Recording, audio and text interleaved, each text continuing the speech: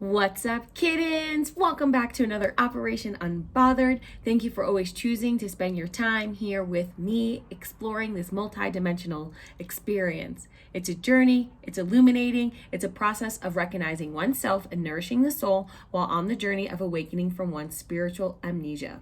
A Course in Miracles. Projection will always hurt you. It reinforces your belief in your own split mind, and its only purpose is to keep the separation going. It is solely a device of the ego to make you feel different from your brothers and separated from them. The ego justified this on the wholly spurious grounds that it makes you seem better than they are, thus obscuring your equality with them still further. I do not know until I know. It's a choice to be made, to be an educated consumer and intentionally removing the ignorance through gaining knowledge and integrating my lived experiences. Ignorance is not bliss. It's limiting. It's rooted in fear. It's also a choice one makes to know or not know. Whether the learning is prompted due to an environmental trigger, an energetic nudge, or an instant download from source, one always has a choice to either research or not to research. My natural behavioral patterning is to be a curious kitten. Choosing to remain curious, choosing to welcome in the data about a behavior, an item, a mindset, a service, which I feel is needed to embark on the journey to determine if said behavior, item, mindset, service is actually in alignment with my highest aligned frequency. Study Notes ABA defines antecedent intervention as: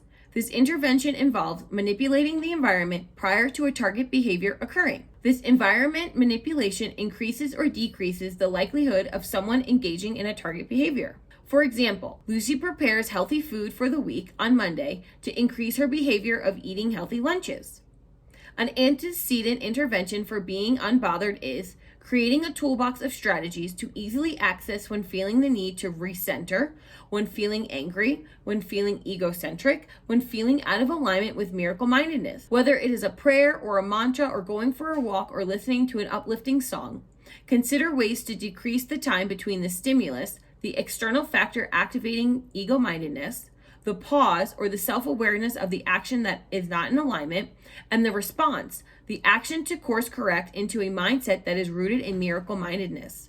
Reflecting on your current reality, what behavior, item, mindset, service have you been avoiding, looking into more, and allowing yourself to engage in? Even with the internal energetic nudging that something may not be aligned, how can you then use this energetic nudge to determine ways to be an educated consumer and release the fear of knowing and embrace the state of knowing? Sometimes in my universe, as an educated consumer, I still do the behavior. Immediately, what comes to mind is eating ice cream. I know that my bodysuit thinks it loves ice cream. I know that indeed the stomach ache that will precede said ice cream is a reminder that although I have used my free will to eat the ice cream, I am fully responsible for the outcomes. And that is why I say okay to eating the ice cream, because I will not project onto the ice cream shop or even the employee scooping the ice cream, as it was my choice and I do actually know what will happen if I eat this dairy product. This is radical accountability. The choices I make as an educated consumer are mine to bear. Will I never eat ice cream again? I can't say never. Will I do my best to have dairy-free options? Absolutely.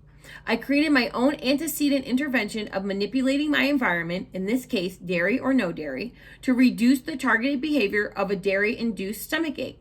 However, in the instances where there is only dairy, I know that the outcome will be immediate gratification and the residual bodysuit discomfort. Nevertheless, I know what I know and acknowledge the consequences of my choices as my own and no one's else. A Course in Miracles. The wicked shall perish. Psalms 37 verse 20, King James Version. The wicked shall perish is merely a statement of fact if the word perish is properly understood. Every loveless thought must be undone. Even the word undone is fearful to the ego, which interprets I am done as I am destroyed. The ego will not be destroyed because it is a part of your thought, but because it is uncreative and therefore unsharing, it will be reinterpreted entirely to release you from fear. The part of your thought which you have given to the ego will merely return to the kingdom where your whole mind belongs. Being unbothered from my spiritual perspective creates direct opposition to my ego, my bodysuit, and secular programming. The ego would rather not. Would rather not know all the data if it means that the choices one make does not align with instant gratification, the false sense of superiority, and really anything that shatters the illusion that the ego knows best. The ego does not want to be an educated consumer. And in this case, it is not wanting to know that I am a soul having a human experience. Rather, keep the storyline that it is a bodysuit, roaming the secular dimension to accommodate the attempt to satiate the bottomless black hole of want, desire, dissatisfaction through projection, disassociation, dysfunction, overconsumption of food, media, sex, gossip, all the things that the ego uses to do its best to sedate the pathway of energetic knowing. Being unbothered means being an educated consumer, of knowing the direct references of one's actions, thoughts, and desires.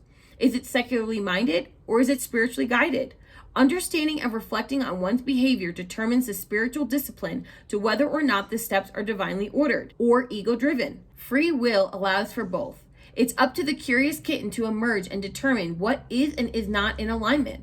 To support maintaining and growing towards the highest frequency of source, and recognizing that even if I use my free will one way, that does not give me agency to judge how another uses their free will. Being an educated consumer is allowing all fragments of the brotherhood to arrive exactly at the current level of awareness, and providing the energetic role modeling of not what to do or how to do it, rather the kind reminder to allow one step to be ordered by source. Because of projection, the ego sees differences everywhere, between itself and others and between different individuals. In contrast, when you use the Holy Spirit's perceptions, you see the Holy Spirit impartially wherever you look. You therefore see sameness everywhere. Choose to recognize the divine light in yourself and be willing, be curious, be determined to see the divine light in everyone else. It is the reflection of I am you and you are me.